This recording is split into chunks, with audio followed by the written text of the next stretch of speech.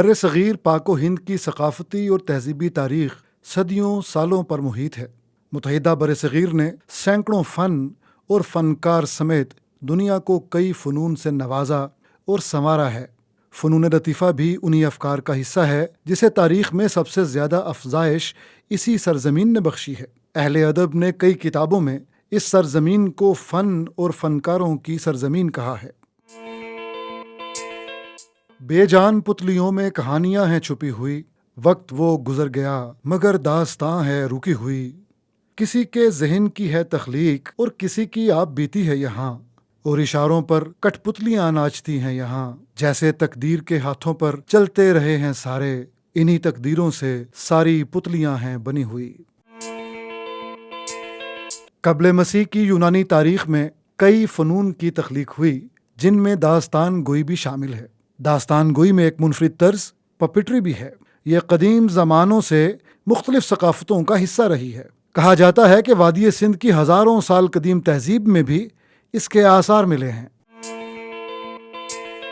محبت، بہادری، جنگ و جدل اور انسانی زندگی سے جڑی بہت سی داستانوں کو اس فن قدیم سے جوڑا جا چکا ہے، اور برصغیر میں راجستھان اور کیرالہ نے اس فن کو مختلف انداز سے دنیا کے سامنے پیش کیا ہے۔ ان علاقوں میں اس فن کو کٹ پتلی کہا جاتا ہے، جس میں کٹ کا مطلب ہے کہانی اور پتلی کا مطلب ہے گڑیا۔ پتلی تماشا بنیادی طور پر مختلف کرداروں کو مکالمے کے ذریعے پیش کرنے کا ایک منفرد فن ہے۔ تھیٹر کی دنیا میں پتلی تماشا ہزاروں سالوں سے ناظرین کو اپنے سحر میں جکڑے ہوئے ہے، جس میں سب سے زیادہ مشہور اقسام سٹرنگ پپٹس، روڈ پپٹس اور ہینڈ پپٹس کی ہیں۔ پتلی تماشے نے ثقافت اور علاقوں کے حساب سے بے شمار شکلیں اور طرزیں اختیار کی ہیں۔ قدیم مصری شیڈو پپٹس سے لے کر ایشیا کے سحر انگیز شیڈو پپٹس تک اس فن نے زبان اور ثقافتی رکاوٹوں کو عبور کیا ہے۔ وقت گزرنے کے ساتھ ساتھ یہ دلکش فن مزید خوبصورت ہوتا چلا گیا ہے۔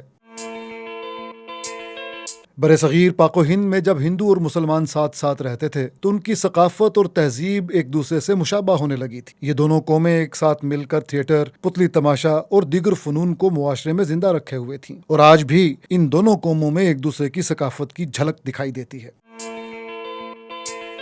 1947 میں جب پاکستان آزاد ہوا تو ملک کے حالات مشکل تھے، جس کے باعث سیاسی اور دیگر معاملات سمیت فن بھی متاثر ہوا۔ متاثرہ فنون میں سے ایک فن پتلی تماشا کا تھا، جس کو اس وقت کاندھا دینے کی ذمہ داری الحمرا آرٹ کونسل نے اٹھائی، جس کے پہلے سیکرٹری فیض احمد فیض تھے۔ فیض احمد فیض کے خانوادے کو پتلی تماشے سے ایک خاصی ہمدردی تھی۔ ان کی والدہ پاکستان میں پہلی بار برطانیہ سے انٹرنیشنل پپٹ لے کر آئی تھیں، جو کہ ایک گلو پپٹ تھا۔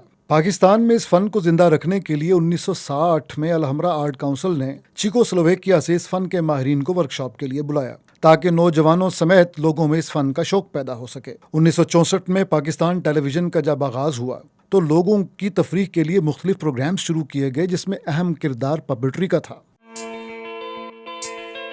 رفیع پیر تھیٹر لاہور پاکستان میں قائم ایک ثقافتی ادارہ ہے جو پپٹری کے فن کی ترویج کے لیے کوشاں ہے۔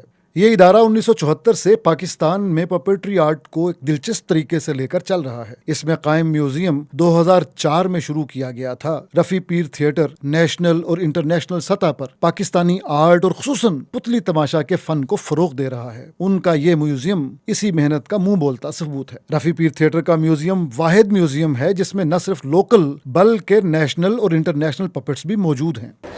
Rafi Peer Theatre Workshop was created almost 50 years back. It was the company initiated by Rafi Peer Zada before 50 years, of course. یہ partition سے پہلے it was launched. اس کا نام ڈرامہ مرکز تھا، تو پیر صاحب نے اس پہ بہت کام کیا۔ He designed the Indian National Theatre. اور he gave the spirit and the complete structure for theatre in Pakistan. پھر ان کے بیٹے، ہم 5 بیٹے، سلمان، عثمان، عمران، فیضان، Saadan and 2 of his daughters, Tasneem and Kausar, we all worked very hard to reach here. So that's the background. Rafi Pir theatre में 1998 से लेकर 2008 तक world performing arts festival के नाम से एक मेले का इनकाद होता रहा है, जिसमें दुनिया भर से पपेट्स की नुमाइश की जाती रही है। इस मेले में मौसीकी, पपेट्री, फिल्म, थिएटर और डांस जैसे फनून की नुमाइश की जाती थी। बदकिस्मती से इस मेले को एक हादसा पेश आ गया। As far as the festivals are concerned, वो हमारी रिस्पॉन्सिबिलिटी भी थी कि यूथ के लिए, पाकिस्तान के लिए कुछ हमारी फैमिली करे। हमारी लर्निंग इस मुल्क को किसी भी फॉर्म में, किसी कंट्रीब्यूशन में हमारी वो गई है। अब वो ये कंपनी तो नहीं रही है, एक इंस्टीट्यूशन बन गया। हमने बल्कि गवर्नमेंट को भी कहा था कि ये 2008 में, 2009 में, 2010 में हम पे 3 अटैक्स हुए थे बहुत हैवी, जिसकी वजह से ये सारा डिसलोकेट हुआ। इस चीज़ को हमने गवर्नमेंट को कहा कि डिसकंटिन्यू ना करें, क्योंकि इसमें मल्टी नेशनल्स डर गई हैं, पीछे चली गई हैं। टेररिज्म मुल्क में बहुत हुआ। Government wanted to do it, bureaucracy ने रोक दिया, क्योंकि कल्चरल पॉलिसी नहीं थी कि किस पॉलिसी आपको ये हम दिया जाए काम। लेकिन खैर वो तो एक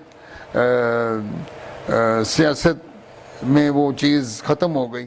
पुतली या कठपुतली तमाशा किसी भी मुआशरे के लोक कल्चर और सकाफत की नुमाइंदगी करता है। इसके अलावा ये फन कई दहाइयों से हमारी जिंदगियों में खुशी भरता आया है। इस अनोखे फन ने हमेशा लोगों को अपनी सादगी के बायस लोक कहानियों, सकाफत और पुरानी रिवायात से जोड़े रखा है। दुनिया में मौजूद तमाम कौमें अपने फन की वजह से पहचानी जाती हैं और इसी फन ही की वजह से किसी भी कौम की सकाफती जड़ें मजबूत की जा सकती हैं। लेकिन बदकिस्मती से कई फनून जो माजी में तो बहुत मशहूर थे, वक्त बदलने के साथ साथ पीछे रह गए। जब मोबाइल, इंटरनेट, टेलीविजन, रेडियो जैसी टेक्नोलॉजीज मौजूद नहीं थीं, तब पुतली, तमाशा जैसे फनून ही इंसान की तफरीह का वाहिद मरकज थे। वक्त बदलने के साथ साथ इंसान तो नया हो गया, लेकिन उसकी सकाफत पुरानी हो गई। इससे न सिर्फ सकाफती फनून बल्कि उससे जुड़े अफराद भी मुतासिर हो रहे हैं। लेकिन आज भी कई ऐसे अफराद हैं जो इस फन पर इन्हिसार करके जिंदगी गुजार रहे हैं। इन्हीं अफराद में से एक फर्द अरशद बशीर हैं, जो रफी पीर थिएटर में बतौर पपेटियर काम कर रहे हैं।